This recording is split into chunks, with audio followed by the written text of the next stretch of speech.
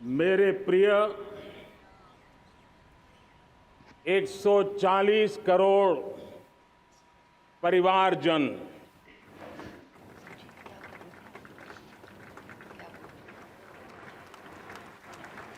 दुनिया का सबसे बड़ा लोकतंत्र और अब बहुत लोगों का अभिप्राय है कि जनसंख्या की दृष्टि से भी हम विश्व में नंबर 1 पर है। इतना बड़ा विशाल देश, 140 करोड़ देश कि मेरे भाई बहन, मेरे परिवारजन आज आजादी का पर्व मना रहे हैं। मैं देश के कोटि कोटि जनों को, देश और दुनिया में भारत को प्यार करने वाले, भारत का सम्मान करने वाले, भारत का गौरव करने वाले कोटि कोटि जनों को आजादी के इस महान पवित्र पर्व की अनेक अनेक शुभकामनाएं देता हूं। मेरे प्यारे परिवारजन, पूज्य बापू के नेतृत्व में असहयोग का आंदोलन, सत्याग्रह की मूवमेंट और भगत सिंह, सुखदेव, राजगुरु जैसे अनगिनत वीरों का बलिदान, उस पीढ़ी में शायद ही कोई व्यक्ति होगा जिसने देश की आजादी में अपना योगदान न दिया हो। मैं आज देश की आजादी के जंग में जिन जिन ने योगदान दिया है, बलिदान दिए हैं, त्याग किया है, तपस्या की है, उन सबको आदरपूर्वक नमन करता हूं, उनका अभिनंदन करता हूं। आज 15 अगस्त महान क्रांतिकारी और अध्यात्म जीवन के ऋषितुल्य प्रणेता श्री अरबिंदो की 150वीं जयंती पूर्ण हो रही है। ये वर्ष स्वामी दयानंद सरस्वती के 150वीं जयंती का वर्ष है। ये वर्ष रानी दुर्गावती के 500वीं जन्मशती का बहुत ही पवित्र अवसर है, जो पूरा देश बड़े धामधूम से मनाने वाला है। ये वर्ष मीराबाई, भक्ति योग की सिरमौर मीराबाई के 525 वर्ष का भी ये पावन पर्व है। ये बार जो 26 जनवरी हम मनाएंगे वो हमारे गणतंत्र दिवस की 75वीं वर्षगांठ होगी। अनेक प्रकार से अनेक अवसर, अनेक संभावनाएं राष्ट्र निर्माण में जुटे रहने के लिए पल पल नई प्रेरणा, पल पल नई चेतना, पल पल सपने, पल पल संकल्प, शायद इससे बड़ा कोई अवसर नहीं हो सकता। मेरे प्यारे परिवारजन, इस बार प्राकृतिक आपदा ने देश के अनेक हिस्सों में अकल्पनीय संकट पैदा किए। जिन परिवारों ने इस संकट में सहन किया है, मैं उन सभी परिवारजनों के प्रति अपनी संवेदना प्रकट करता हूं और राज्य और केंद्र सरकार मिलकर के उन सभी संकटों से जल्दी से मुक्त होकर के फिर तेज गति से आगे बढ़ेंगे, ये मैं विश्वास दिलाता हूं। मेरे प्यारे परिवारजनों, पिछले कुछ सप्ताह नॉर्थ ईस्ट में, विशेषकर मणिपुर में और हिंदुस्तान के भी अन्य कुछ भागों में, लेकिन विशेषकर मणिपुर में जो हिंसा का दौर चला, कई लोगों को अपना जीवन खोना पड़ा, मां बेटियों के सम्मान के साथ खिलवाड़ हुआ। लेकिन कुछ दिनों से लगातार शांति की खबरें आ रही हैं। देश मणिपुर के लोगों के साथ है।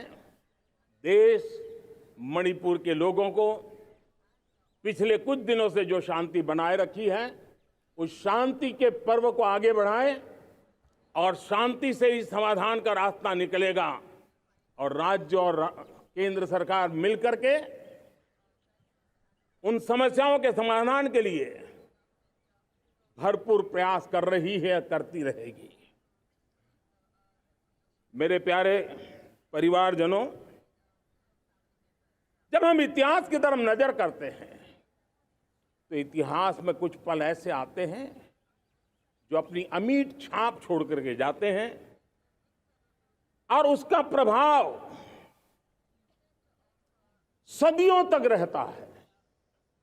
और कभी कभी शुरुआत में वो बहुत छोटा लगता है, छोटी सी घटना लगती है, लेकिन वो अनेक समस्याओं की जड़ बन जाती है। हमें याद है 1000-1200 साल पहले इस देश पर आक्रमण हुआ। एक छोटे से राज्य के छोटे से राजा का पराजय हुआ, लेकिन तब पता तक नहीं था कि एक घटना भारत को 1000 साल की गुलामी में फंसा देगी। और हम गुलामी में जकड़ते गए, जो आया लूटता गया, जो जिसका मन चाहा हम पे आके सवार हो गया। कैसा विपरीत काल रहा होगा वो 1000 साल का। मेरे प्यारे परिवारजनों, घटना छोटी क्यों ना हो, लेकिन 1000 साल तक प्रभाव छोड़ के रही है। लेकिन मैं आज इस बात का जिक्र इसलिए करना चाहता हूं कि भारत के वीरों ने इस कालखंड में कोई भूभाग ऐसा नहीं था, कोई समय ऐसा नहीं था जब उन्होंने देश की आजादी के लौ को जलता न रखा हो, बलिदान की परंपरा न बनाई हो। मां भारती बेड़ियों से मुक्त होने के लिए उठ खड़ी हुई थी, जंजीरों को झकझोर रही थी। और देश की नारी शक्ति, देश की युवा शक्ति, देश के किसान, देश के गांव के लोग, मजदूर, कोई हिंदुस्तानी ऐसा नहीं था जो आजादी के सपने को लेकर के जीता न हो। आजादी को पाने के लिए मर मिटने के लिए तैयार होने वालों की एक बड़ी फौज तैयार हो गई थी। जेलों में जवानी खपाने वाले अनेक महापुरुष हमारे देश की आजादी को, इन गुलामी की बेड़ियों को तोड़ने के लिए लगे हुए थे। मेरे प्यारे परिवारजनों, जन चेतना का वो व्यापक रूप, त्याग और तपस्या का वो व्यापक रूप, जन जन के अंदर एक नए विश्वास जगाने वाला वो पल आखिरकार 1947 में देश आजाद हुआ। 1000 साल की गुलामी में संजोए हुए सपने देशवासी पूरे करते हुए देखे। साथियों, मैं 1000 साल पहले की बात इसलिए कह रहा हूं, मैं देख रहा हूं फिर एक बार देश के सामने एक मौका आया है।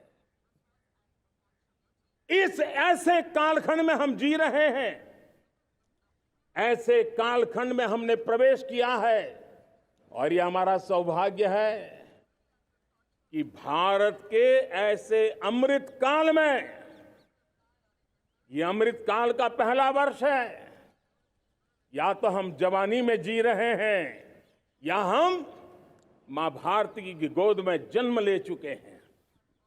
और ये कालखंड, मेरे शब्द लिख करके रखिए मेरे प्यारे परिवारजनों, इस कालखंड में जो हम करेंगे, जो कदम उठाएंगे, जितना त्याग करेंगे, तपस्या करेंगे, सर्वजन हिताय सर्वजन सुखाय, एक के बाद एक फैसले लेंगे, आने वाले 1000 साल का देश का स्वर्णिम इतिहास उससे अंकुरित होने वाला है। इस कालखंड में होने वाली घटनाएं आगामी 1000 साल के लिए इसका प्रभाव पैदा करने वाली है। गुलामी की मानसिकता से बाहर निकला हुआ देश पंच प्राण को समर्पित होकर के एक नए आत्मविश्वास के साथ आज आगे बढ़ रहा है। नए संकल्पों को सिद्ध करने के लिए वो जी जान से जुड़ रहा है। मेरी भारत माता, जो कभी ऊर्जा का सामर्थ्य था लेकिन राख के ढेर में दबी पड़ी थी, वो भारत मां 140 करोड़ देशवासियों के पुरुषार्थ है, उनकी चेतना से, उनकी ऊर्जा से फिर एक बार जागृत हो चुकी है। मां भारती जागृत हो चुकी है। और मैं साफ देख रहा हूं दोस्तों, यही कालखंड है, पिछले 9-10 साल हमने अनुभव किया है। विश्व भर में भारत की चेतना के प्रति, भारत के सामर्थ्य प्रति एक नया आकर्षण, नया विश्वास, नई आशा पैदा हुई है। और ये प्रकाश पुंज जो भारत से उठा है, वो विश्व को उसमें अपने लिए ज्योति नजर आ रही है। विश्व को एक नया विश्वास पैदा हो रहा है। हमारा सौभाग्य है, कुछ ऐसी चीजें हमारे पास हैं जो हमारे पूर्वजों ने हमें विरासत में दी है और वर्तमान कालखंड ने गढ़ी है। आज हमारे पास डेमोग्राफी है, आज हमारे पास डेमोक्रेसी है, आज हमारे पास डाइवर्सिटी है। डेमोग्राफी, डेमोक्रेसी और डाइवर्सिटी की ये त्रिवेणी भारत के हर सपने को साकार करने का सामर्थ्य रखती है। आज पूरे विश्व में वहां देशों की उम्र ढल रही है, ढलाव पर है, तब भारत यौवन की तरफ ऊर्जावान होकर के बढ़ रहा है। कितने बड़े गौरव का कालखंड है कि आज 30 साल की कम आयु की जनसंख्या दुनिया में सर्वाधिक कहीं है तो ये मेरे भारत मां की गोद में है, ये मेरे देश में है। और 30 साल से कम उम्र की नौजवान हो मेरे देश के पास हो, कोटि कोटि भुजाएं हो, कोटि कोटि मस्तिष्क हो, कोटि कोटि सपने, कोटि कोटि संकल्प हो, तो भाइयों बहनों, मेरे प्रिय परिवारजनों, हम इच्छित परिणाम प्राप्त करके रह सकते हैं। मेरे प्यारे परिवारजनों, देश का भाग्य ऐसी घटनाएं बदल देती है, यह सामर्थ्य देश के भाग्य को बदल देता है। भारत 1000 साल की गुलामी और आने वाले 1000 साल के भव्य भारत के बीच में पड़ाव पर हम खड़े हैं, एक ऐसी संधि पर खड़े हैं। और इसलिए अब हमें न रुकना है, न दुविधा में जीना है। मेरे प्यारे प्रिय परिवारजनों, हमें खोई हुई उस विरासत का गर्व करते हुए, खोई हुई समृद्धि को प्राप्त करते हुए, हमें फिर एक बार, और ये बात मान के चले, हम जो भी करेंगे, हम जो भी कदम उठाएंगे, हम जो भी फैसला लेंगे, वो अगले 1000 साल तक अपनी दिशा निर्धारित करने वाला है, भारत के भाग्य को लिखने वाला है। मैं आज मेरे देश के नौजवानों को, मेरे देश की बेटे बेटियों को ये जरूर कहना चाहूंगा, जो सौभाग्य आज मेरे युवाओं को मिला है, ऐसा सौभाग्य शायद ही किसी के नसीब होता है जो आपके नसीब हुआ है। और इसलिए हमें ये गंवाना नहीं है। युवा शक्ति पर मेरा भरोसा है, युवा शक्ति में सामर्थ्य है, और हमारी नीतियां, हमारी रीतियां भी उस युवा सामर्थ्य को और बल देने के लिए है। आज मेरे युवाओं ने दुनिया में पहले 3 स्टार्टअप इकोसिस्टम में भारत को स्थान दिला दिया है। विश्व के युवाओं को अचंभा हो रहा है भारत के इस सामर्थ्य को लेकर के, भारत की इस ताकत को देख करके।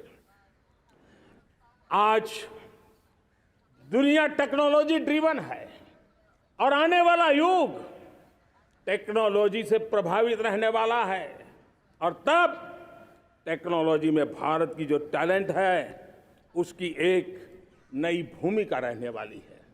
साथियों, मैं पिछले दिनों G20 समिट में बाली गया था, और बाली में दुनिया के समृद्ध देश, दुनिया के विकसित देश भी, उनके मुखिया मुझे भारत की डिजिटल इंडिया की सफलता के लिए बारीकियों से जानने के लिए इच्छुक थे। हर कोई इसका सवाल पूछता था, और जब मैं उनको कहता था कि भारत ने जो कमाल किया है ना, वो दिल्ली, मुंबई, चेन्नई तक सीमित नहीं है। भारत ने जो कमाल कर रहा है, मेरे टियर 2, टियर 3 सिटी के युवा भी आज मेरे देश का भाग्य गढ़ रहे हैं।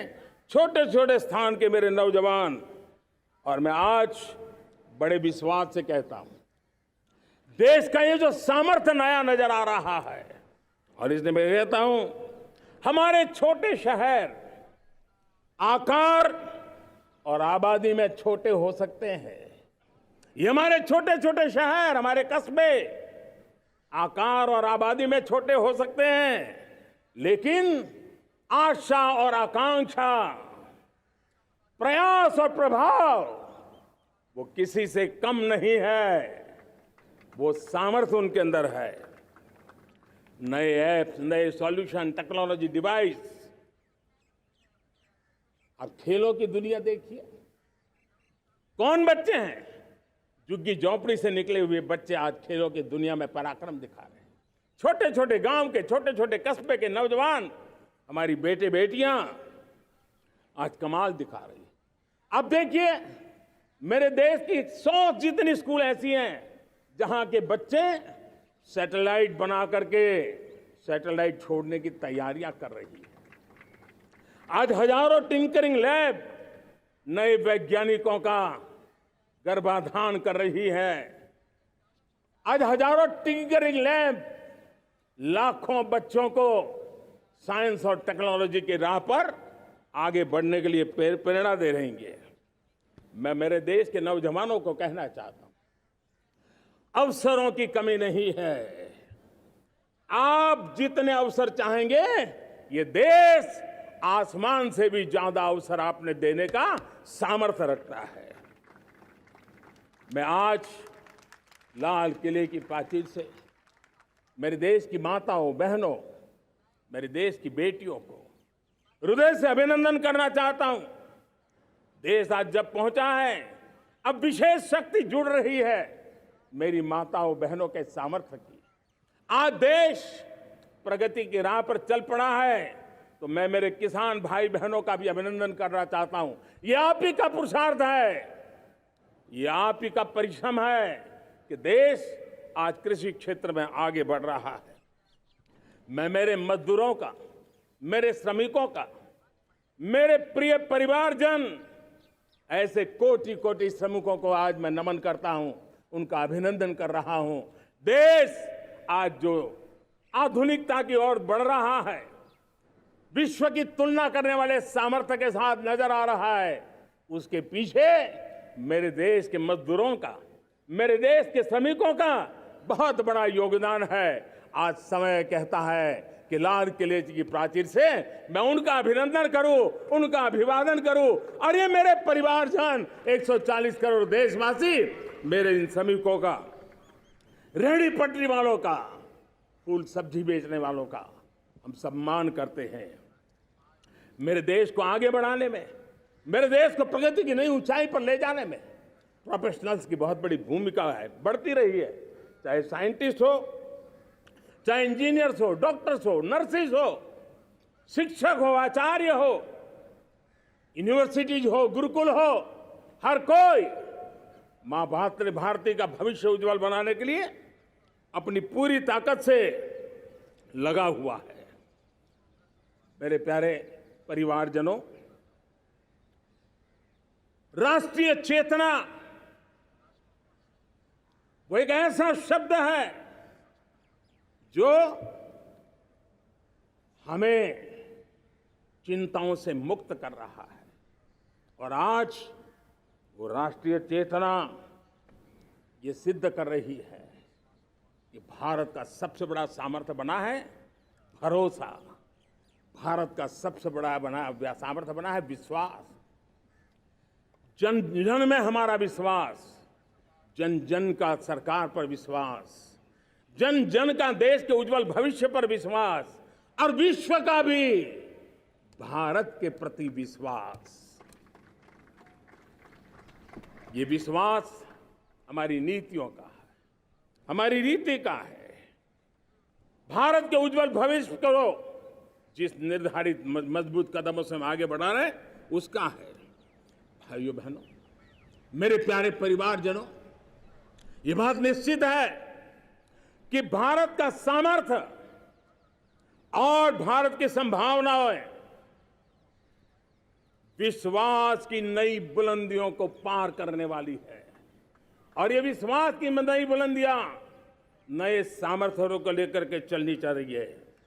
आज देश में G20 समिट के मेहमान नवाजी का भारत को अवसर मिला है। अब पिछले एक साल से हिंदुस्तान के हर कोने में जिस प्रकार से G20 के अनेक ऐसे आयोजन हुए, अनेक कार्यक्रम हुए हैं, उसने देश के सामान्य मानवी के सामर्थ्य को विश्व को परिचित करा दिया है, भारत की विविधता का परिचय कराया है, भारत की डायवर्सिटी को दुनिया अचंभे से देख रही है। और उसके कारण भारत के तरफ आकर्षण बढ़ा है, भारत को जानने की, समझने की इच्छा जगी है। उसी प्रकार से आप देखिए एक्सपोर्ट, आज भारत का एक्सपोर्ट के तेजी से बढ़ रहा है। और मैं कहना चाहता हूं, दुनिया के एक्सपर्ट्स इन सारे मानदंडों के आधार पर कह रहे हैं कि अब भारत रुकने वाला नहीं है। दुनिया की कोई भी रेटिंग एजेंसी होगी, वो भारत का गौरव कर रही है। कोरोना काल के बाद दुनिया एक नए सिरे से सोचने लगी। और मैं विश्वास से देख रहा हूं कि जिस प्रकार से द्वितीय महायुद्ध के बाद, द्वितीय विश्व युद्ध के बाद दुनिया ने एक नया वर्ल्ड ऑर्डर आकार लिया था, मैं साफ साफ देख रहा हूं कि कोरोना के बाद एक नया विश्व ऑर्डर, एक नया ग्लोबल ऑर्डर, एक नया जियोपॉलिटिकल इक्वेशन, ये बहुत तेजी से आगे बढ़ रहा है। जियोपॉलिटिकल इक्वेशन की सारे व्याख्याएं बदल रही है, परिभाषाएं बदल रही है। और मेरे प्यारे परिवारजनों, आप गौरव करेंगे। बदलते हुए विश्व को शेप देने में आज मेरे 140 करोड़ देशवासियों, आपका सामर्थ्य नजर आ रहा है। आप निर्णायक मोड़ पर खड़े हैं। और कोरोना काल में भारत ने जिस प्रकार से देश को आगे बढ़ाया, दुनिया ने हमारे सामर्थ्य को देखा है। जब दुनिया की सप्लाई चेन तहस नहस हो गई थी, बड़ी बड़ी अर्थव्यवस्थाओं पर दबाव था, उस समय भी हमने कहा था हमें विश्व का विकास देखना है तो मानव केंद्रीय होना चाहिए, मानवीय संवेदनाओं से भरा हुआ होना चाहिए, और तब जाकर के समस्याओं का सही समाधान निकालेंगे। और कोविड ने हमें सिखाया है या हमें मजबूर किया है, लेकिन मानवीय संवेदनाओं को छोड़ करके हम विश्व का कल्याण नहीं कर सकते। आज भारत ग्लोबल साउथ की आवाज बन रहा है। भारत की समृद्ध विरासत आज दुनिया के लिए एक अवसर बन रहा है। Global economy, global supply chain, इसमें भारत की हिस्सेदारी, मैं पक्का विश्वास से कहता हूं, आज जो भारत ने परिस्थिति पैदा हुई है, आज जो भारत ने कमाया है, वो दुनिया में स्थिरता की गारंटी लेकर के आया है। दोस्तों, अब न हमारे मन में, न 140 करोड़ मेरे परिवारजनों के मन में, और न ही दुनिया के मन में कोई इफ्स है, कोई बट्स है। विश्वास बन चुका है। मेरे प्यारे देशवासियों, अब गेंद हमारे पाले में है। हमें अवसर जाने नहीं देना चाहिए, हमें मौका छोड़ना नहीं चाहिए। भारत में मैं मेरे देशवासियों का इसलिए भी अभिनंदन करता हूं कि मेरे देशवासियों में एक नीर क्षीर विवेक का सामर्थ्य है, समस्याओं की जड़ों को समझने का सामर्थ्य है। और इसलिए 2014 में मेरे देशवासियों ने 30 साल के अनुभव के बाद तय किया कि देश को आगे ले जाना है तो स्थिर सरकार चाहिए, मजबूत सरकार चाहिए, पूर्ण बहुमत वाली सरकार चाहिए। और देशवासियों ने एक मजबूत और स्थिर सरकार बनाई। और 3 दशकों के जो अनिश्चितता का कालखंड था, जो अस्थिरता का कालखंड था, जो राजनीतिक मजबूरियों से देश जकड़ा हुआ था, उससे मुक्ति मिली। मेरे प्यारे परिवारजनों, देश के पास आज एक ऐसी सरकार है, वो सर्वजन हिताय सर्वजन सुखाय, देश के संतुलित विकास के लिए समय का पल पल और जनता की पाई पाई, जनता की भलाई के लिए लगा रही है। और मेरी सरकार, मेरे देशवासियों का मन एक बात से जुड़ा हुआ है। हमारे हर निर्णय, हमारे हर दिशा, उसका एक ही मानदंड है, नेशन फर्स्ट, राष्ट्र प्रथम। और राष्ट्र प्रथम यही दूरगामी परिणाम, सकारात्मक परिणाम पैदा करने वाला है। देश में बड़े स्तर पर काम हो रहा है।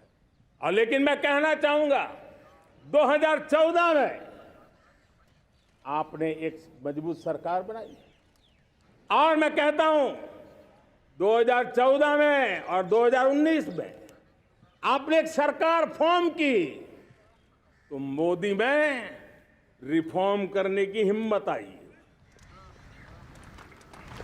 आपने ऐसी सरकार फॉर्म की कि मोदी को रिफॉर्म की हिम्मत आई। और जब मोदी ने एक के बाद एक रिफॉर्म किए, तो मेरे ब्यूरोक्रेसी के लोग, मेरे लाखों हाथ पैर जो हिंदुस्तान के कोने कोने में सरकार के हिस्से के रूप में काम कर रहे हैं, उन्होंने ब्यूरोक्रेसी ने ट्रांसफॉर्म करने के लिए, परफॉर्म करने की जिम्मेवारी बखूबी निभाई। और उन्होंने परफॉर्म करके दिखाया, और जनता जनार्दन जुड़ गई, तो वो ट्रांसफॉर्म होता भी नजर आ रहा है। और इसलिए रिफॉर्म, परफॉर्म, ट्रांसफॉर्म, ये कालखंड अब भारत के भविष्य को गढ़ रहा है। और हमारी सोच देश की उस ताकतों को बढ़ावा देने पर है जो आने वाले 1000 साल की नींव को मजबूत करने वाले हैं। दुनिया को युवा शक्ति की जरूरत है, युवा स्किल की जरूरत है। हमने अलग स्किल मिनिस्ट्री बनाई। वो भारत की आवश्यकताओं को तो पूरी करेगी, वो दुनिया की आवश्यकताओं को पूरी करने का भी सामर्थ्य रखेगी। हमने जल शक्ति मंत्रालय बनाया। मंत्रालय की बनाने की रचना को भी अगर कोई एनालिसिस करेगा ना, तो इस सरकार के मन मस्तिष्क को बड़े अच्छे ढंग से आप समझ पाएंगे। हमने जल शक्ति मंत्रालय बनाया। ये जल शक्ति मंत्रालय हमारे देश के एक एक देशवासियों को पीने का शुद्ध पानी पहुंचे, पर्यावरण की रक्षा के लिए पानी के प्रति संवेदनशील व्यवस्थाएं विकसित हो, उस पर हम बल रहे हैं। हमारे देश में कोरोना के बाद दुनिया देख रही है होलिस्टिक हेल्थ केयर, ये समय की मांग है। हमने अलग आयुष मंत्रालय बनाया और योग और आयुष आज दुनिया में अपना परचम लहरा रहे हैं। हमने दुनिया को हमारे कमिटमेंट के कारण विश्व का हमारे प्रति ध्यान गया है। अगर हम ही हमारे इस सामर्थ्य को नकार देंगे तो फिर दुनिया कैसे स्वीकार करेगी। लेकिन जब मंत्रालय बना तो दुनिया को भी उसका मूल्य समझने आया। मत्स्य पालन, हमारा इतना बड़ा समुद्री तट, हमारे कोटि कोटि मछुआरे भाई बहन, उनका कल्याण भी हमारे दिलों में है। और इसलिए हमने अलग से मत्स्य पालन को लेकर के, पशुपालन को लेकर के, डेयरी को लेकर के अलग मंत्रालय की रचना की, ताकि समाज के जिस वर्ग के लोग पीछे रह गए उनको हम साथ लें। देश में सरकारी अर्थव्यवस्था के हिस्से होते हैं, लेकिन समाज की अर्थव्यवस्था का एक बड़ा हिस्सा है कोऑपरेटिव मूवमेंट। उसको बल देने के लिए, उसको आधुनिकता लाने के लिए और देश के कोने कोने में लोकतंत्र की एक सबसे बड़ी इकाई को मजबूत करने के लिए हमने अलग कोऑपरेटिव मंत्रालय बनाया।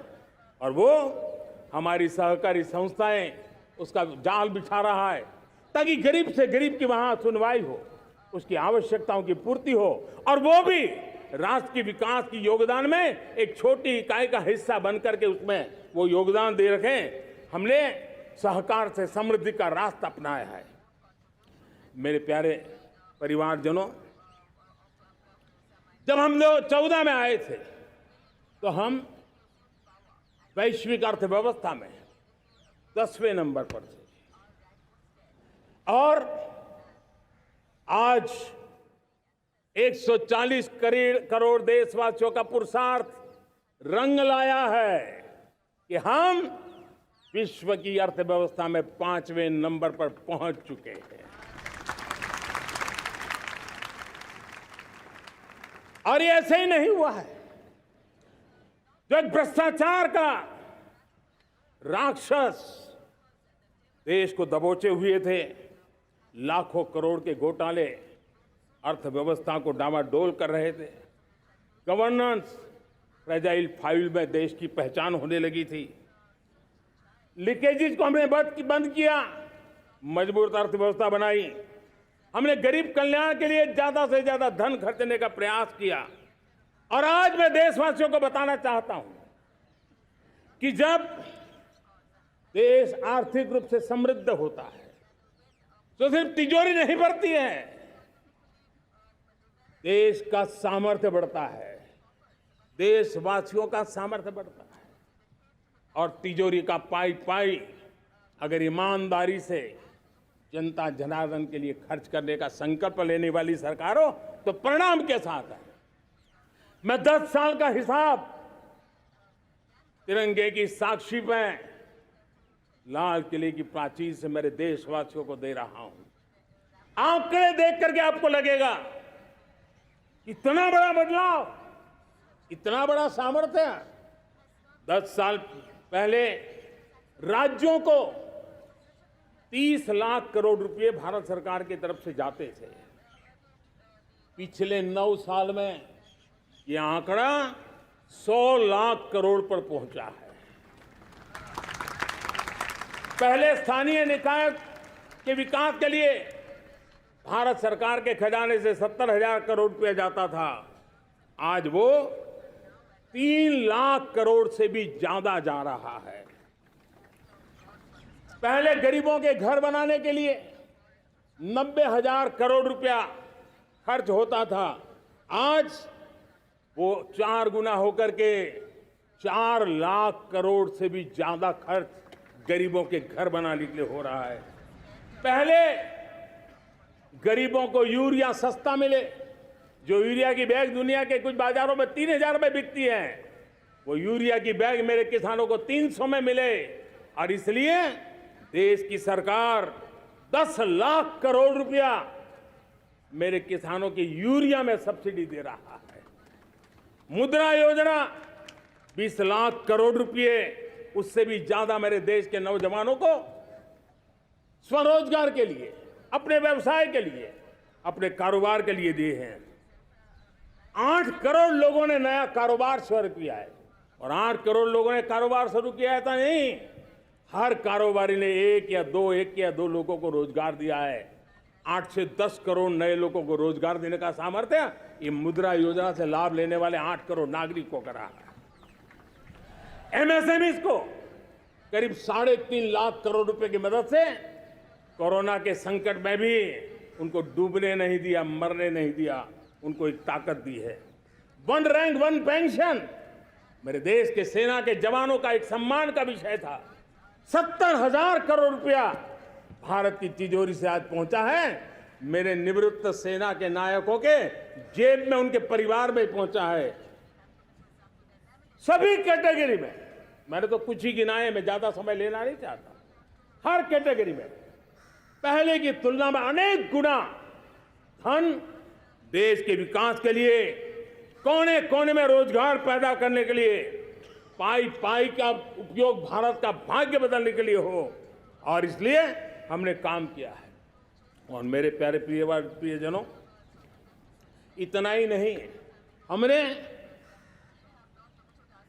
इन सारे प्रयासों का परिणाम है कि आज 5 साल के मेरे कार्यकाल में, 5 साल के कार्यकाल में, 5 साल में 13.5 करोड़ मेरे गरीब भाई बहन गरीबी की जंजीरों को तोड़ करके न्यू मिडिल क्लास के रूप में बाहर आए हैं। जीवन का इससे बड़ा कोई संतोष नहीं होता। मेरे प्यारे प्रिय परिवारजनों, और जब 13.5 करोड़ लोग गरीबी की इस मुसीबतों से बाहर निकलते हैं, तो कैसी कैसी योजनाएं उनको मदद दी है। उनको आवास योजना का लाभ मिलना, पीएम स्वनिधि से 50,000 करोड़ रुपया रेहड़ी पटरी वालों तक पहुंचाया है। आने वाले दिनों में, आने वाली विश्वकर्मा जयंती पर एक कार्यक्रम हम लागू करेंगे। इस विश्वकर्मा जयंती पर हम करीब 13-15 हजार करोड़ रुपया से, जो परंपरागत कौशल्य से रहने वाले लोग, जो औजार से और अपने हाथ से काम करने वाला वर्ग है, ज्यादातर ओबीसी समुदाय से, हमारे सुथार हो, हमारे सोनार हो, हमारे राजमिस्त्री हो, हमारे कपड़े धोने वाले काम करने वाले लोग हो, हमारे बाल काटने वाले भाई बहन परिवार हो, ऐसे लोगों को एक नई ताकत देने के लिए हम आने वाले महीने में विश्वकर्मा जयंती पर विश्वकर्मा योजना लॉन्च करेंगे और करीब 13-15 हजार करोड़ से उसका प्रारंभ करेंगे।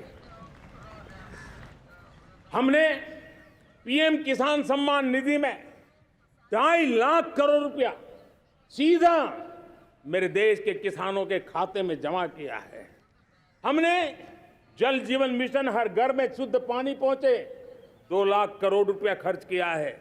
हमने आयुष्मान भारत योजना, ताकि गरीब को बीमारी के कारण अस्पताल जाने से जो मुसीबत होती थी उसको मुक्ति दिलाना, उसको दवाई मिले, उसका उपचार हो, ऑपरेशन हो, अच्छे से अच्छी हॉस्पिटल में हो। आयुष्मान भारत योजना के तहत 70,000 करोड़ रुपए हमने लगाए हैं। पशुधन, देश ने कोरोना वैक्सीन की बात तो देश को याद है, 40,000 करोड़ रुपए लगाए, वो तो याद है। लेकिन आपको जानकर के खुशी होगी, हमने पशुधन को बचाने के लिए करीब करीब 15,000 करोड़ रुपया पशुधन के टीकाकरण के लिए लगाया है। मेरे प्यारे देशवासियों, मेरे प्यारे परिवारजनों, जन औषधि केंद्रों ने देश के सीनियर सिटीजन्स को, देश के मध्यम वर्गीय परिवार को एक नई ताकत दी है। जिस संयुक्त परिवार में अगर किसी को एक डायबिटीज जैसा हो जाए, 2-3 हजार रुपया दवाई का बिल स्वाभाविक हो जाता है। हमने जन औषधि केंद्र से जो दवाई बाजार में 100 रुपये में मिलती है, वो 10 रुपया, 15 रुपया, 20 रुपये में दी। और आज देश में 1000 जन औषधि केंद्रों से मेरे इन बीमारी में जिनको दवाई की जरूरत थी, ऐसे लोगों के करीब 20,000 करोड़ रुपया उनके जेब में बचा है। और ये ज्यादातर मध्यम वर्ग के परिवार के लोग हैं। लेकिन आज उसकी सफलता को देखते हुए मैं देशवासियों को कहना चाहता हूं, जैसे हम एक विश्वकर्मा योजना लेकर के समाज के उस वर्ग को छूने वाले हैं, अब देश में 10,000 जन औषधि केंद्र से हम 25,000 जन औषधि केंद्र का लक्ष्य लेकर के आने वाले दिनों में काम करने वाले हैं। मेरे प्यारे परिवारजनों, जब देश में गरीबी कम होती है तो देश की मध्यम वर्ग की ताकत बहुत बढ़ती है।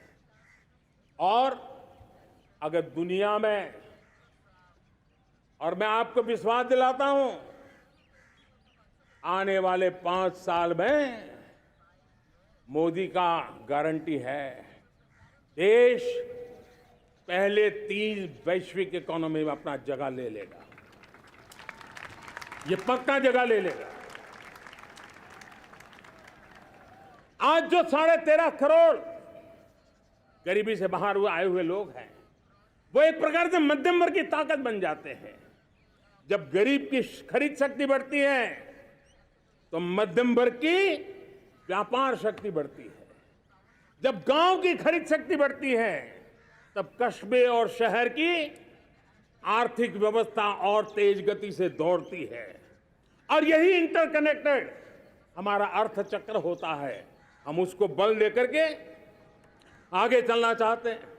मेरे प्यारे परिवारजनों, शहर के अंदर जो कमजोर लोग रहते हैं, बिना घर को मुसीबत रहती है, मध्यम वर्ग के परिवार अपना खुद का घर का सपना देख रहे हैं, हम उसके लिए भी आने वाले कुछ सालों के लिए एक योजना लेकर के आ रहे हैं।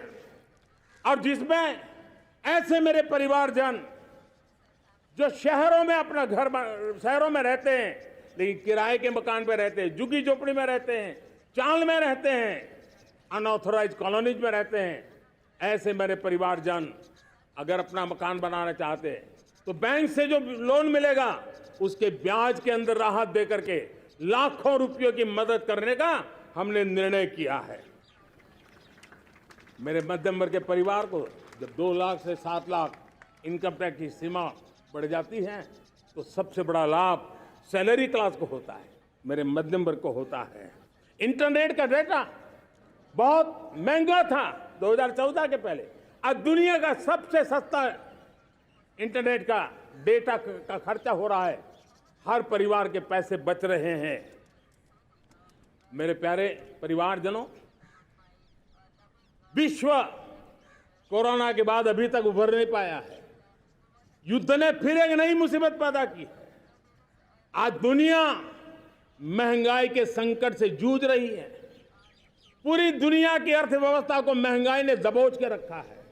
हम भी दुनिया से जिन सामान की जरूरत होती है लाते हैं, तो हमें सामान तो इंपोर्ट करते हैं। हमारा दुर्भाग्य है कि हमें महंगाई भी इंपोर्ट करनी पड़ती है, क्योंकि पूरी दुनिया को महंगाई ने जकड़ के रखा है। लेकिन मेरे प्यारे परिवारजनों, भारत ने महंगाई को नियंत्रित रखने के लिए भरसक प्रयास किए हैं। पिछले कालखंड की तुलना में हमें कुछ सफलता भी मिली है, लेकिन इतने से संतोष नहीं मान सकते। दुनिया से हमारी चीजें अच्छी है, इतने बात से हम सोच नहीं सकते। मुझे तो मेरे देशवासियों को महंगाई की बोझ कम से कम हो, इस दिशा में और भी कदम उठाने हैं और हम उस कदम को उठा के रहेंगे। मेरा प्रयास निरंतर जारी रहेगा। मेरे प्यारे परिवारजनों, आज देश अनेक क्षमताओं को लेकर के आगे बढ़ रहा है। देश आधुनिकता की तरफ आगे बढ़ने के लिए काम कर रहा है। आज देश रिन्यूएबल एनर्जी पे काम कर रहा है। आज देश ग्रीन हाइड्रोजन पे काम कर रहा है। देश की स्पेस पे क्षमता बढ़ रही है तो देश की डीप सी मिशन में भी सफलता के साथ आगे चल रहा है। देश में रेल आधुनिक हो रही है तो वंदे भारत बुलेट ट्रेन भी आज देश के अंदर काम कर रही है। गांव-गांव पक्की सड़कें बन रही है तो इलेक्ट्रिक बसें, मेट्रो की रचना भी आज देश में हो रहे हैं। आज गांव-गांव तक इंटरनेट पहुंच रहा है तो क्वांटम कंप्यूटर के लिए भी देश तय कर रहता है। नैनो यूरिया, नैनो डीएपी उस पर काम हो रहा है तो दूसरी तरफ जैविक खेती पर भी हम बल दे रहे हैं। आज किसान उत्पादक संघ एफपीओ का निर्माण हो रहा है तो हम सेमीकंडक्टर का भी निर्माण करने के लिए चाह रहे हैं। हम दिव्यांग जनों के लिए एक सुगम भारत के निर्माण के लिए काम करते हैं तो हम पैरालंपिक में भी हिंदुस्तान का तिरंगा झंडा गाड़ने के लिए मेरे दिव्यांग जनों को सामर्थ्यवान बना रहे हैं। हम खिलाड़ियों को स्पेशल ट्रेनिंग दे रहे हैं।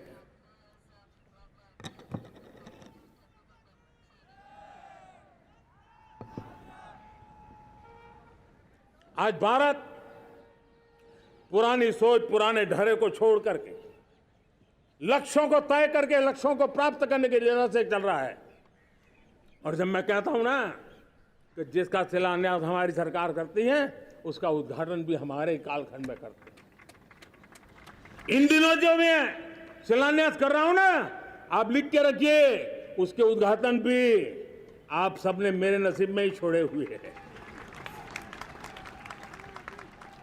हमारी कार्य संस्कृति बड़ा सोचना, दूर का सोचना, सर्वजन हिताय सर्वजन सुखाय सोचना, ये हमारी कार्यशैली रही है। और सोच से भी ज्यादा, संकल्प से भी ज्यादा हासिल कैसे करना, इस ऊर्जा के साथ हम काम करते हैं। हमने आजादी के काल अमृत महोत्सव में 75,000 अमृत सरोवर बनाने का संकल्प किया था। उस समय हमने हर जिले में 75 अमृत सरोवर बनाने का संकल्प किया था। करीब 50-55 हजार अमृत सरोवर की कल्पना की थी, लेकिन आज करीब 75,000 अमृत सरोवर का काम निर्माण हो रहा है। ये अपने आप में बहुत बड़ा काम हो रहा है। जनशक्ति और जल शक्ति की ताकत भारत के पर्यावरण की रक्षा में भी काम आने वाली है। 18,000 गांवों तक बिजली पहुंचाना, जनधन बैंक खाते खोलना, बेटियों के लिए शौचालय बनाना, सारे टारगेट समय के पहले पूरी शक्ति से पूरे करेगा। और जब भारत ठान लेता है तो उसे पूरा करके रहता है। ये हमारा ट्रैक रिकॉर्ड कहता है। 200 करोड़ वैक्सीनेशन का काम, दुनिया हमें जब पूछती है 200 करोड़ सुनती है, उनकी आंखें फट जाती है। इतना बड़ा काम ये मेरे देश के आंगनवाड़ी वर्कर, हमारी आशा वर्कर, हमारी हेल्थ वर्कर, उन्होंने करके दिखाया। यह मेरे देश का सामर्थ्य है। 5G को रोल आउट किया, दुनिया में सबसे तेज गति से 5G रोल आउट करने वाला मेरा देश है। 700 से अधिक जिलों तक हम पहुंच चुके हैं और अब 6G की भी तैयारी कर रहे हैं। हमने टास्क फोर्स बना दिया है। रिन्यूएबल एनर्जी, हम टारगेट से पहले चले हैं। हमने रिन्यूएबल एनर्जी 2030 का जो टारगेट तय किया था, 21-22 में इसको पूरा कर दिया। हमने इथेनॉल में 20% ब्लेंडिंग की बात कही थी, वो भी हमने समय से 5 साल पहले पूरा कर दिया। हमने $500 बिलियन के एक्सपोर्ट की बात की थी, वो भी समय के पहले $500 बिलियन से ज्यादा कर दिया।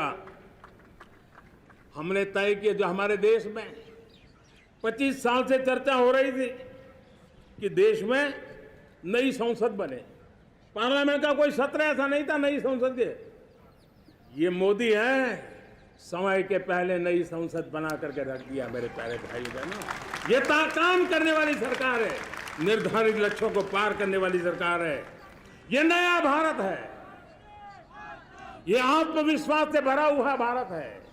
ये संकल्पों को चरितार्थ करने के लिए जी जान से जुटा हुआ भारत है। और इसलिए ये भारत न रुकता है, ये भारत न थकता है, ये भारत न हाँफता है और न ही ये भारत हारता है। और इसलिए मेरे प्यारे परिवारजनों, आर्थिक शक्ति बढ़ी है तो हमारी सामरिक शक्ति को भी एक नई ताकत मिली है। हमारी सीमाएं पहले से अधिक सुरक्षित हुई है और मेरे सीमा पर बैठे हुए मेरे जवान जो देश की सीमाओं की रक्षा कर रहे हैं और मेरे देश की आंतरिक सुरक्षा के संभालने वाले यूनिफॉर्म फोर्सेस, मैं आजादी के इस पावन पर्व पर उनको भी अनेक अनेक बधाई देते हुए मेरी बात को आगे बढ़ाता हूं। सेना का अधिकरण हो, हमारी सेना युवा बने, हमारी सेना बैटल के लिए रेडी, युद्ध योग्य बने, इसलिए निरंतर रिफॉर्म का काम आज हमारी सेना में हो रहा है। मेरे प्यारे परिवारजनों, आए दिन हम लोग सुना करते थे, यहां बम धमाका हुआ, वहां बम धमाका हुआ, हर जगह पे लिखा हुआ रहता था कि इस बैग को मत छूना, अनाउंसमेंट होते रहते थे। आज देश सुरक्षा की अनुभूति कर रहा है और जब सुरक्षा होती है, शांति होती है, तो प्रगति के नए अरमान हम पूरे कर सकते हैं। उसको लिए सीरियल बम धमाके का जमाना बीती हुई बात हो गई है। निर्दोषों के जो मौत होते थे तो बीते हुए कल की बात हो गई है। आज देश में आतंकी हमलों में भारी कमी आई है। नक्सल प्रभावित क्षेत्रों में भी बहुत बड़ा बदलाव आया है, बहुत बड़ा परिवर्तन का एक वातावरण बना है। मेरे प्यारे परिवारजनों, प्रगति के हर चीज में, लेकिन जब 2047 हम एक विकसित भारत का सपना लेकर के चल रहे हैं तब, और वो सपना नहीं, 140 करोड़ देशवासियों का संकल्प है और उस संकल्प को सिद्ध करने के लिए परिश्रम की पराकाष्ठा भी है। और उसकी सबसे बड़ी ताकत होती है वो राष्ट्रीय चरित्र होता है। दुनिया में जिन जिन देशों ने प्रगति की है, दुनिया में जो जो देश संकटों से वो पार करके निकले हैं, उसमें हर चीज के साथ साथ एक महत्वपूर्ण कैटलिक एजेंट रहा है, वो राष्ट्रीय चरित्र रहा है। और हमें राष्ट्रीय चरित्र के लिए और बल देते हुए हमें आगे बढ़ना होगा। हमारा देश, हमारा राष्ट्रीय चरित्र ओजस्वी हो, तेजस्वी हो, पुरुषार्थी हो, पराक्रमी हो, प्रखर हो, ये हम सबका सामूहिक दायित्व है। और आने वाले 25 साल हम एक ही मंत्र को लेकर चले, ये हमारे राष्ट्रीय चरित्र के सिरमौर होना चाहिए। एकता का संदेश, भारत की एकता को जीना, भारत की एकता को आंच आए, न ऐसी मेरी भाषा होगी, न ऐसा मेरा कोई कदम होगा। हर पल देश को जोड़ने का प्रयास मेरी तरफ से भी होता रहेगा। भारत की एकता हमें सामर्थ्य देती है। उत्तर हो, दक्षिण हो, पूर्व हो, पश्चिम हो, गांव हो, शहर हो, पुरुष हो, नारी हो, हम सब ने एकता के भाव के साथ और विविधता भरे देश में एकता का सामर्थ्य होता है। और दूसरी महत्व की बात मैं देख रहा हूं, अगर 2047 में हमें हमारे देश को विकसित भारत के रूप में देखना है तो हमें श्रेष्ठ भारत के मंत्र को जीना होगा, हमें चरितार्थ करना होगा। अब हमारे प्रोडक्शन में, मैंने 2014 में कहा था जीरो डिफेक्ट, जीरो इफेक्ट। दुनिया के किसी भी टेबल पर मेक इन इंडिया चीज हो तो दुनिया को विश्वास होना चाहिए, इससे बेहतर दुनिया में कुछ नहीं हो सकता है। ये अल्टीमेट होगा। हमारी हर चीज, हमारी सर्विसेज होगी तो श्रेष्ठ होगी, हमारे शब्द की ताकत होगी तो श्रेष्ठ होगी, हमारी संस्थाएं होगी तो श्रेष्ठ होगी, हमारी निर्णय प्रक्रियाएं होगी तो श्रेष्ठ होगी। ये श्रेष्ठता का भाव लेकर के हमें चलना होगा। तीसरी बात है, देश में आगे बढ़ाने के लिए एक अतिरिक्त शक्ति का सामर्थ्य भारत को आगे ले जाने वाला है और वो है विमेन लेड डेवलपमेंट। आज भारत गर्व से कह सकता है कि दुनिया में नागरिक उड्डयन में अगर किसी एक देश में सबसे ज्यादा विमेन पायलट हैं तो मेरे देश में है। आज चंद्रयान की गति हो, मून मिशन की बात हो, मेरी विमेन साइंटिस्ट उसका नेतृत्व कर रहे हैं। आज विमेन सेल्फ हेल्प ग्रुप हो, मेरी 2 करोड़ लखपति दीदी का लक्ष्य लेकर के आज विमेन सेल्फ हेल्प ग्रुप पे हम काम कर रहे हैं। हम हमारी नारी शक्ति के सामर्थ्य को बढ़ावा देते हुए विमेन लेड डेवलपमेंट के, और जब G20 में मैंने विमेन लेड डेवलपमेंट के विषय को आगे बढ़ाया है तो पूरा G20 समूह इसके महत्व को स्वीकार कर रहा है और उसके महत्व को स्वीकार कर करके वो उसको बहुत बल दे रहे हैं। उसी प्रकार से भारत विविधताओं से भरा देश है। असंतुलित विकास के हम शिकार रहे हैं। मेरा पराया का के कारण हमारे देश के कुछ हिस्से उसके शिकार रहे हैं। अब हमें रीजनल एस्पिरेशंस को, संतुलित विकास को बल देना है और रीजनल एस्पिरेशंस को लेकर के उस भावना को हमें सम्मान देते हुए, जैसे हमारी भारत माँ का कोई, हमारा शरीर का कोई अंग अगर अविकसित रहे तो हमारा शरीर विकसित नहीं माना जाएगा। हमारा शरीर का कोई अंग दुर्बल रहे तो हमारा शरीर स्वस्थ नहीं माना जाएगा। वैसे ही मेरी भारत माता, उसका कोई एक भूभाग भी, समाज का कोई तबका भी अगर दुर्बल रहे तो मेरी भारत माता समर्थ है, स्वस्थ है, ऐसा बैठ कर हम नहीं बैठ सकते। और इसलिए रीजनल एस्पिरेशंस को हमने एड्रेस करने की आवश्यकता है और इसलिए हम समाज का सर्वांगीण विकास हो, सर्वस्पर्शी विकास हो, भूभाग के हर क्षेत्र को उसकी अपनी ताकत को खिलने का अवसर मिले, उस दिशा में आगे बढ़ना चाहते हैं। मेरे प्यारे परिवारजनों, भारत एक मदर ऑफ डेमोक्रेसी है। भारत मॉडल ऑफ डाइवर्सिटी भी है। भाषाएं अनेक हैं, बोलियां अनेक हैं, परिधान अनेक हैं, विविधताएं बहुत है। हमने उन सारे लोगों को, सारों को आधार पर आगे बढ़ना है। मेरे प्यारे परिवारजनों,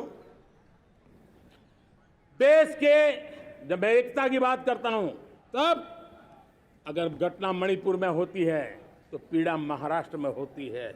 अगर बाढ़ आसाम में आती है तो बेचैन केरला हो जाता है।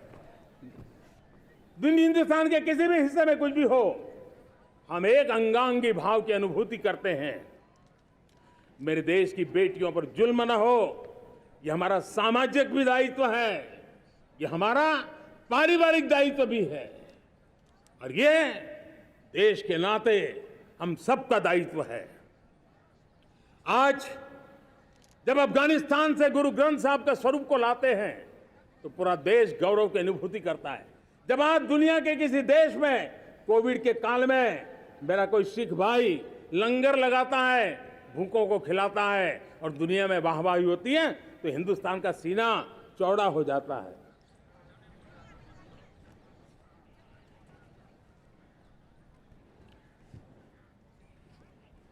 मेरे प्यारे परिवारजनों,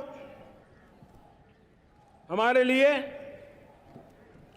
जब नारी सम्मान की बात करते हैं, मुझे अभी एक देश में दौरा कर रहा था तो वहां एक बहुत ही सीनियर मिनिस्टर, उसने मुझे एक सवाल पूछा। उसने कहा, आपके यहाँ बेटियां साइंस और इंजीनियरिंग के विषयों की पढ़ाई करती हैं क्या? उसमें क्या था, मैंने उनको कहा, आज मेरे देश में लड़कों से ज्यादा बेटियां आज स्टेम यानी साइंस, टेक्नोलॉजी, इंजीनियरिंग और मैथ्स, अधिकतम भाग मेरी बेटियां ले रही है। तो उनके लिए अचरज था। ये सामर्थ्य आज हमारे देश का देख रहा है। मेरे प्यारे परिवारजनों, आज 10 करोड़ महिलाएं विमेन सेल्फ हेल्प में जुड़ी हुई है। और वीमेन सेल्फ हेल्प ग्रुप के साथ आप गांव में जाएंगे तो आपको बैंक वाली दीदी मिलेगी, आपको आंगनवाड़ी वाली दीदी मिलेगी, आपको दवाई देने वाली दीदी मिलेगी। और अब मेरा सपना है 2 करोड़ लखपति दीदी बनाने का, गांव में 2 करोड़ लखपति दीदी। और इसके लिए एक नया अभिगम भेजा। साइंस और टेक्नोलॉजी, हमारे गांव की महिलाओं का भी सामर्थ्य देखता हूं मैं, और इसलिए हम एक नई योजना सोच रहे हैं कि हमारे एग्रीकल्चर सेक्टर में टेक्नोलॉजी आए, एग्री टेक को बल मिले। इसलिए विमेन सेल्फ हेल्प ग्रुप की बहनों को हम ट्रेनिंग देंगे, ड्रोन चलाने की, ड्रोन रिपेयरिंग की हम ट्रेनिंग देंगे, और हजारों ऐसे विमेन सेल्फ हेल्प ग्रुप को भारत सरकार ड्रोन देगी, ट्रेनिंग देगी, और हमारे एग्रीकल्चर के काम में ड्रोन की सेवाएं उपलब्ध हो। इसके लिए हम शुरुआत करेंगे। प्रारंभ हम 15,000 विमेन सेल्फ हेल्प ग्रुप के द्वारा ये ड्रोन की उड़ान का हम आरंभ कर रहे हैं। मुझे विश्वास है कि इसके कारण हमारे परिवारजनों का, मेरे प्यारे परिवारजनों, आज देश आधुनिकता की तरफ बढ़ रहा है। हाईवे हो, रेलवे हो, एयरवे हो, हाईवेज हो, इंफॉर्मेशन वेज, वाटरवेज हो, कोई क्षेत्र ऐसा नहीं है जिस क्षेत्र को आगे बढ़ाने की दिशा में आज देश काम न करता हो। पिछले 9 वर्ष में तटीय क्षेत्रों में हमने, आदिवासी क्षेत्र में, हमारे पहाड़ी क्षेत्र में विकास को बहुत बल दिया है। हमने पर्वतमाला, भारतमाला ऐसी योजनाओं के द्वारा समाज के उस वर्ग को हमने बल दिया है। हमने गैस की पाइपलाइन से हमारे पूर्वी भारत को जोड़ने का काम किया है। हमने अस्पतालों की संख्या बढ़ाई है, हमने डॉक्टर की सीटें बढ़ाई हैं ताकि हमारे बच्चे डॉक्टर बनने का सपना पूरा कर सके। हमने मातृभाषा में पढ़ाने पर बल दिया है, अब मातृभाषा में वो पढ़ाई कर सके उस दिशा में। और मैं भारत के सुप्रीम कोर्ट का भी धन्यवाद करता हूं कि भारत की सुप्रीम कोर्ट ने कहा है कि आप जो जजमेंट देंगे उसका जो ऑपरेटिव पार्ट होगा वो जो अदालत में आया है उसकी भाषा में उसको उपलब्ध होगा। मातृभाषा का महात्म्य आज बढ़ रहा है। मेरे प्यारे भाई परिवारजनों, आज तक हमारे देश के जो बॉर्डर विलेज हैं, हमने वाइब्रेंट बॉर्डर विलेज का एक कार्यक्रम शुरू किया है। और वाइब्रेंट बॉर्डर विलेज, अब तक इसके लिए कहा जाता था देश के आखिरी गांव, हमने उस पूरी सोच को बदला है। वो देश का आखिरी गांव नहीं है, सीमा पर जो नजर आ रहा है वो मेरे देश का पहला गांव है। अगर सूरज उगता है पूरब में तो उस तरफ के गांव में पहली सूरज की किरण आती है। अगर सूरज ढलता है तो इस तरफ के गांव में आखिरी किरण उसका लाभ मिलता है। ये मेरे पहले गांव है और मुझे खुशी है कि आज मेरे इस कार्यक्रम के विशेष मेहमान, ये जो पहले गांव है, सीमावर्ती गांव है, उसके 600 प्रधान आज इस लाल किले की प्राचीर के इस महत्वपूर्ण कार्यक्रम का हिस्सा बनने के लिए आए। पहली बार वो इतनी दूर तक आए हैं, नए संकल्प और सामर्थ्य के साथ जुड़ने के लिए आया है। मेरे प्यारे परिवारजनों, हमने संतुलित विकास के लिए एस्पिरेशनल डिस्ट्रिक्ट, एस्पिरेशनल ब्लॉक की कल्पना की और आज उसके सुखद परिणाम मिल रहे हैं। आज राज्य के जो नॉर्मल पैरामीटर्स हैं, जो एस्पिरेशनल डिस्ट्रिक्ट कभी बहुत पीछे थे, वो आज राज्य में भी अच्छा करने लग गए हैं। और मुझे विश्वास है कि आने वाले दिनों में ये हमारे आकांक्षी जिले, हमारे आकांक्षी बॉल अवश्य आगे बढ़ेंगे। जैसे मैंने कहा था, भारत का चरित्र की चर्चा कर रहा था, तो मैंने पहला कहा था भारत की एकता, दूसरा कहा था भारत श्रेष्ठता की तरफ बल दें, तीसरा कहा था विमेन लेड डेवलपमेंट की मैंने बात कही थी, और मैं आज एक बात और कहना चाहता हूं कि हम जैसे रीजनल एस्पिरेशन, मैंने चौथी बात कही थी, पांचवी महत्व की बात, और भारत ने उस दिशा में ध्यान, और वो है हमारा राष्ट्रीय चरित्र विश्व मंगल के लिए सोचने वाला होना चाहिए। हमें देश को इतना मजबूत बनाना है जो विश्व मंगल के लिए भी अपनी भूमिका अदा करे। और आज कोरोना के बाद मैं देख रहा हूं जिस प्रकार से संकट की घड़ी में देश ने दुनिया की मदद की, उसका परिणाम है कि आज दुनिया में हमारा देश एक विश्व मित्र के रूप में, विश्व का अटूट साथी के रूप में आज मेरे देश की पहचान बनी है। हमें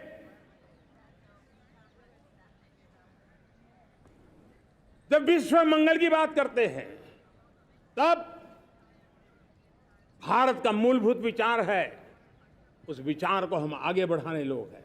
और मुझे खुशी है कि आज अमेरिकी संसद के भी कई चुने हुए गणमान्य प्रतिनिधि भी आज हमारे 15 अगस्त के इस अवसर में हमारे बीच में मौजूद है। भारत की सोच कैसी है, हम विश्व मंगल की बात को कैसे आगे बढ़ाते हैं। अब देखिए, हम जब सोचते हैं तो क्या कहते हैं, हमने दुनिया के सामने ये दर्शन रखा है और दुनिया उस दर्शन को लेकर के हमारे साथ जुड़ रही है। हमने कहा one sun, one world, one grid. Renewable energy के क्षेत्र में एक बहुत बड़ा हमारा स्टेटमेंट है, आज दुनिया उसको स्वीकार कर रही है। कोविड के बाद हमने दुनिया को कहा हमारा अप्रोच होना चाहिए वन अर्थ, वन हेल्थ। समस्याओं का समाधान तभी होगा जब मानव को, पशु को, पौधे को बीमारी के संबंध में समान रूप से एड्रेस किया जाएगा, तब जाकर के हम करेंगे। हमने G20 समिट के लिए दुनिया के सामने कहा है one world, one family, one future. इस सोच को लेकर के चल रहे हैं।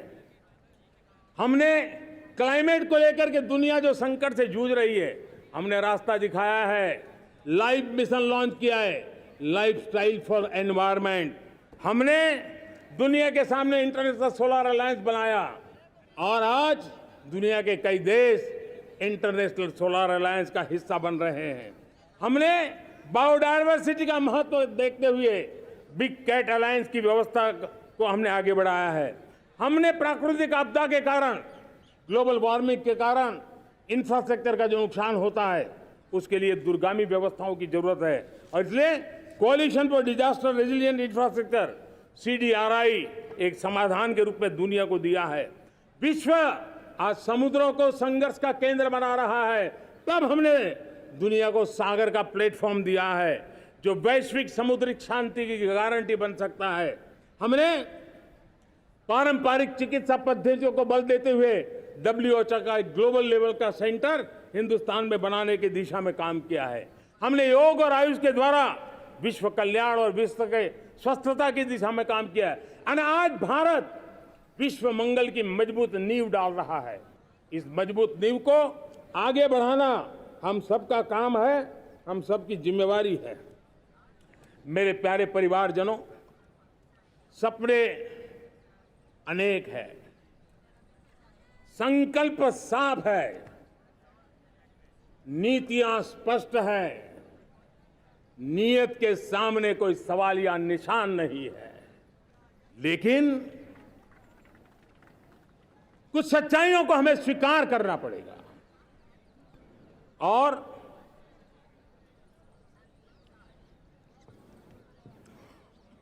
उसके समाधान के लिए मेरे प्रिय परिवारजनों, मैं आज लाल किले से आपकी मदद मांगने आया हूं।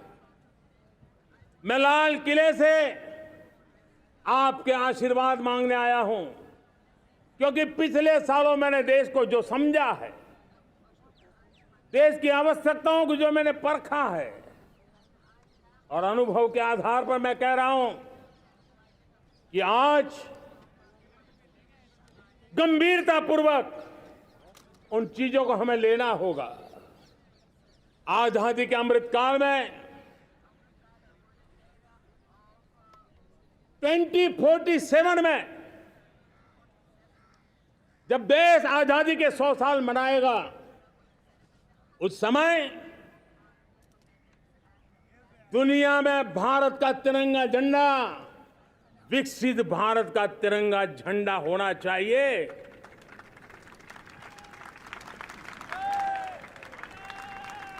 रत्ती भर भी हमें रुकना नहीं है, पीछे नहीं हटना है। और इसके लिए शुचिता, पारदर्शिता और निष्पक्षता, ये पहली मजबूती की जरूरत है। हमें उस मजबूती को जितना ज्यादा खाद पानी दे सकते हैं, संस्थाओं के माध्यम से दे सकते हैं, नागरिक के नाते दे सकते हैं, परिवार के नाते दे सकते हैं, ये हमारा सामूहिक दायित्व होना चाहिए। और इसलिए पिछले 75 साल का इतिहास देखिए, भारत के सामर्थ्य में कोई कमी नहीं थी। अरे जो देश कभी सोना की चिड़िया कहा जाता था, वो देश क्यों न फिर से उस सामर्थ्य को लेकर के खड़ा हो सकता है।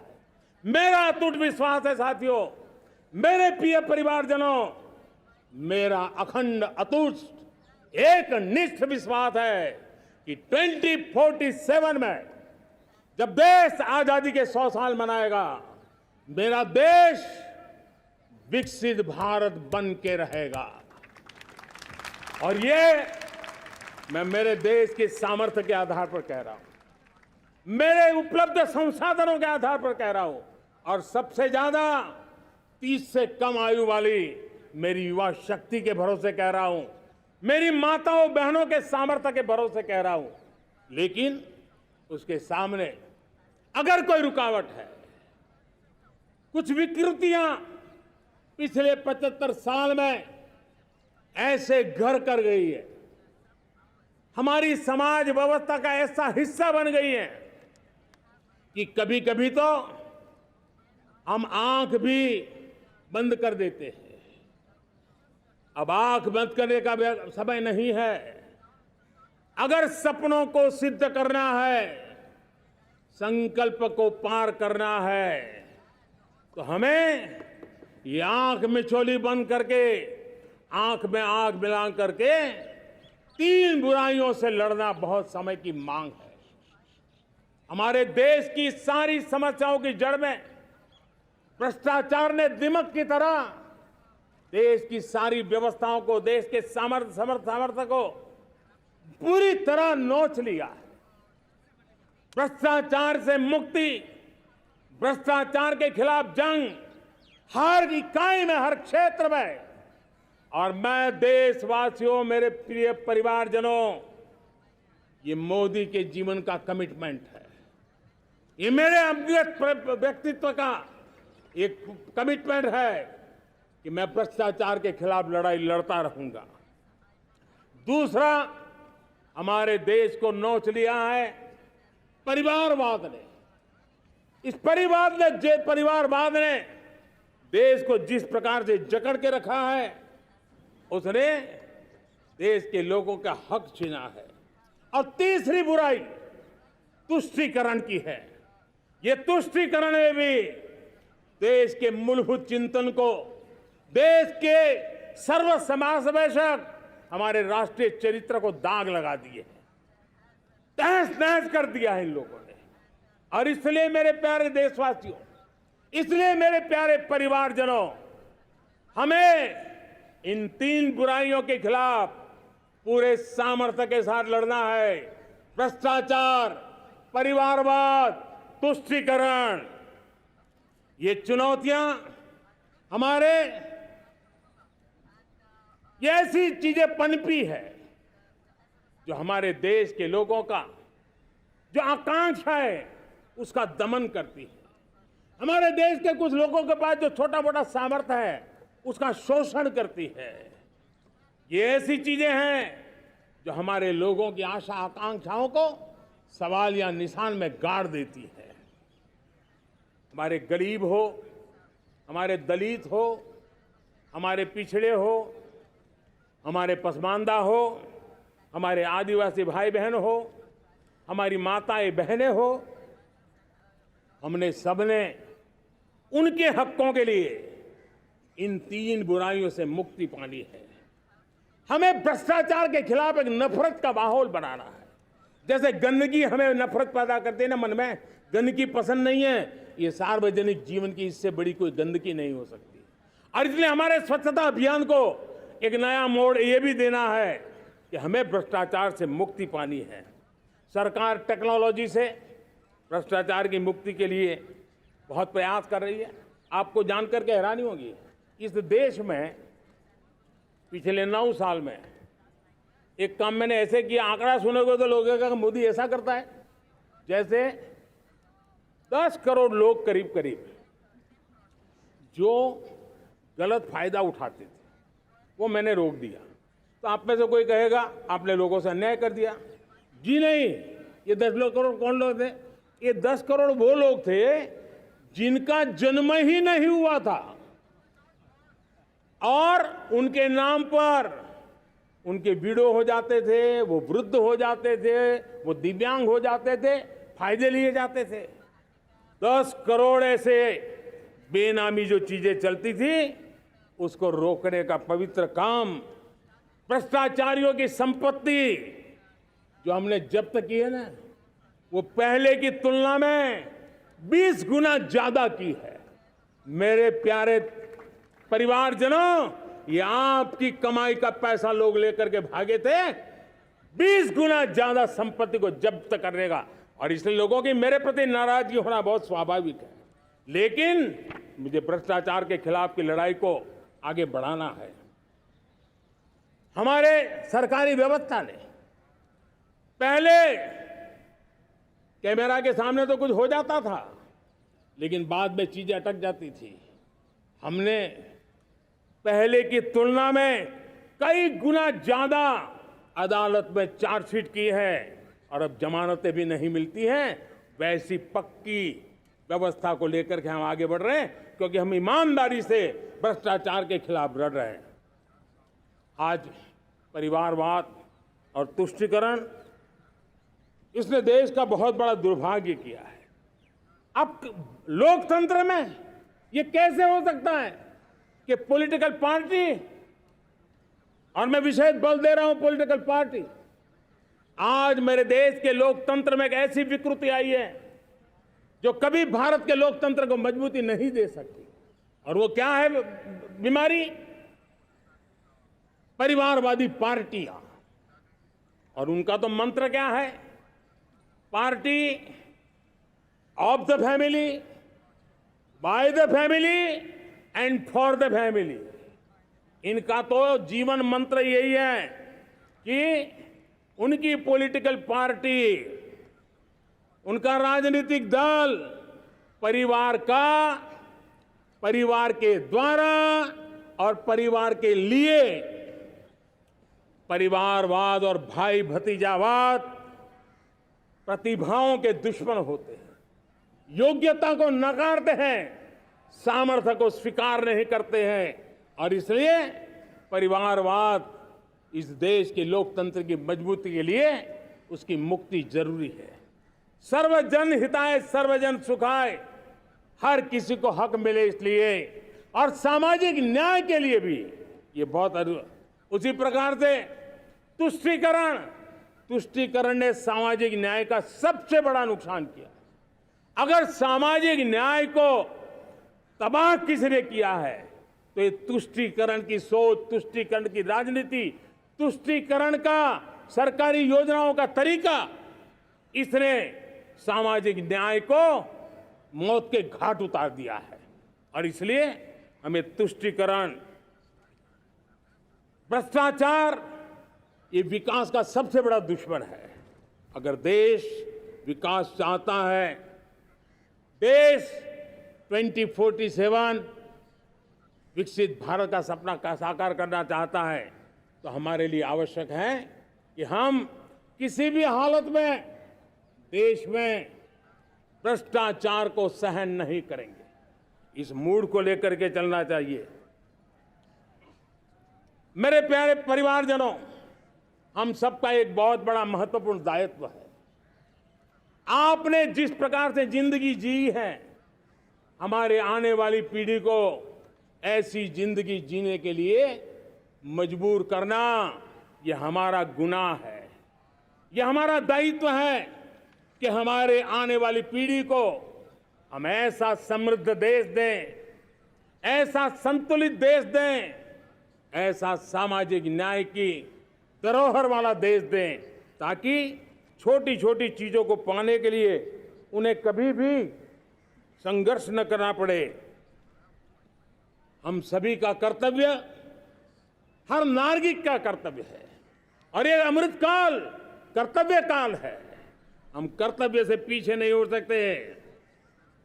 हमें वो भारत बनाना है जो पूज्य बापू के सपनों का था। हमें वो भारत बनाना है जो हमारे स्वतंत्र सेनानियों का सपना था। हमें वो भारत बनाना है जो हमारे वीर शहीदों का था, हमारी वीरांगनाओं का था, जिन्होंने मातृभूमि के लिए अपना जीवन दे दिया था। मेरे प्यारे परिवारजनों, मैं जब 2014 में आपके पास आया था, तब 2014 में मैं परिवर्तन का वादा लेकर के आया था। 2014 में मैंने आपको वादा किया था, मैं परिवर्तन लाऊंगा, और 140 करोड़ मेरे परिवारजन, आपने मुझ पे भरोसा किया और मैंने विश्वास पूरा करने की कोशिश की। रिफॉर्म, परफॉर्म, ट्रांसफॉर्म, वो 5 साल जो वादा था वो विश्वास में बदल गया, क्योंकि मैंने परिवर्तन का वादा किया था। रिफॉर्म, परफॉर्म, ट्रांसफॉर्म के द्वारा मैंने इस वादे को विश्वास में बदल दिया। कठोर परिश्रम किया है, देश के लिए किया है, शान से किया है, सिर्फ और सिर्फ नेशन फर्स्ट, राष्ट्र सर्वोपरि, इस भाव से किया है। 2019 में परफॉर्मेंस के आधार पर आप सबने मुझे फिर से आशीर्वाद दिया। परिवर्तन का वादा मुझे यहां ले आया, परफॉर्मेंस मुझे दोबारा ले आया, और आने वाले 5 साल अभूतपूर्व विकास के हैं। 2047 के सपने को साकार करने का सबसे बड़ा स्वर्णिम पल आने वाले 5 साल है। और अगली बार 15 अगस्त को इसी लाल किले से मैं आपको देश की उपलब्धियां, आपके सामर्थ्य, आपके संकल्प, उसमें हुई प्रगति, उसकी जो सफलता है, उसके गौरवगान, उससे भी अधिक आत्मविश्वास के सामने, आपके सामने मैं प्रस्तुत करूंगा। मेरे प्यारे प्रियजनों, मेरे परिवारजनों, मैं आप में से आता हूं, मैं आपके बीच से निकला हूं, मैं आपके लिए जीता हूं। अगर मुझे सपना भी आता है तो आपके लिए आता है। अगर मैं पसीना भी बहाता हूं तो आपके लिए बहाता हूं, क्योंकि इसलिए नहीं कि आपने मुझे दायित्व दिया है, मैं इसलिए कर रहा हूं कि आप मेरे परिवारजन हैं, और आपके परिवार के सदस्य के नाते मैं आपके किसी दुख को देख नहीं सकता हूं, मैं आपके सपनों को चूर चूर होते नहीं देख सकता हूं, मैं आपके संकल्प को सिद्धि तक ले जाने के लिए आपका एक साथी बन करके, आपका एक सेवक बन करके, आपके साथ जुड़े रहने का, आपके साथ जीने का, आपके लिए जूझने का मैं संकल्प लेकर के चला हुआ इंसान हूं। और मुझे विश्वास है, हमारे पूर्वजों ने आजादी के लिए जो जंग लड़ा था, जो सपने देखे थे, वो सपने हमारे साथ है। आजादी के जंग में जिन्होंने बलिदान दिया था, उनके आशीर्वाद हमारे साथ है और 140 करोड़ देशवासियों को एक ऐसा अवसर आया है।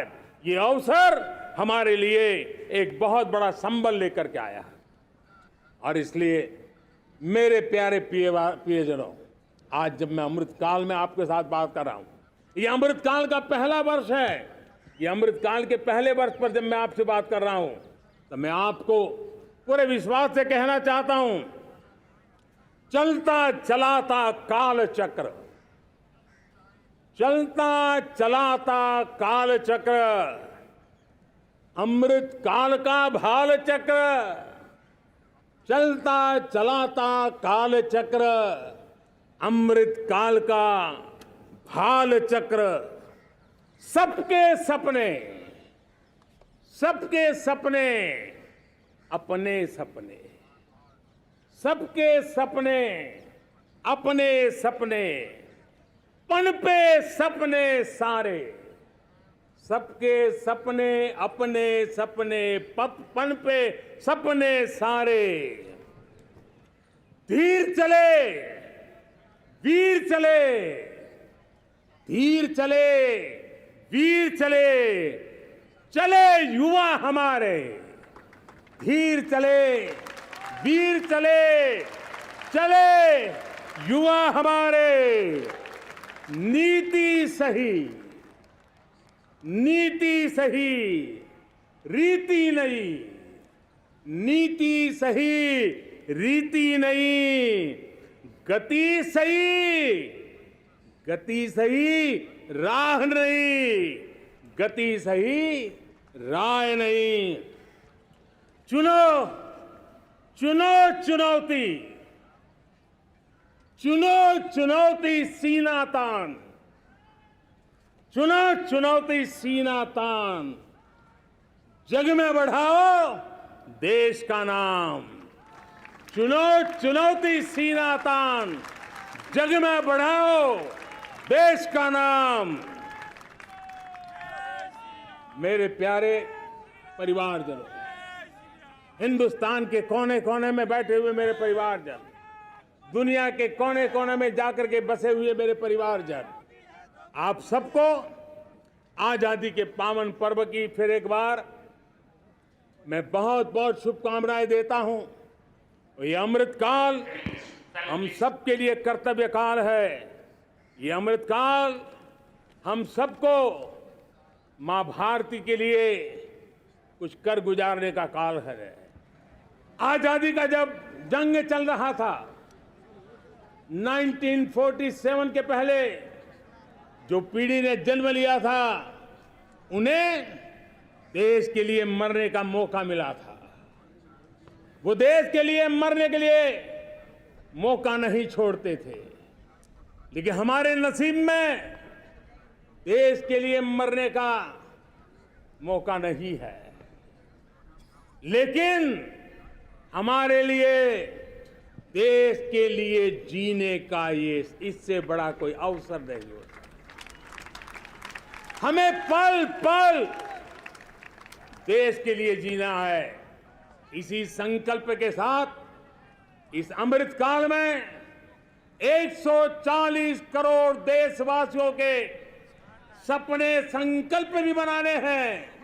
140 करोड़ देशवासियों के संकल्प को सिद्धि में भी परिवर्तित करना है और 2047 का जब तिरंगा झंडा फहरेगा तो विश्व एक विकसित भारत का गुणगान करता होगा। इसी विश्वास के साथ, इसी संकल्प के साथ मैं आप सबको अनेक अनेक शुभकामनाएं देता हूं, बहुत बहुत बधाई देता हूं। जय हिंद, जय हिंद, जय हिंद। भारत माता की, भारत माता की, भारत माता की। वंदे वंदे वंदे। बहुत बहुत धन्यवाद।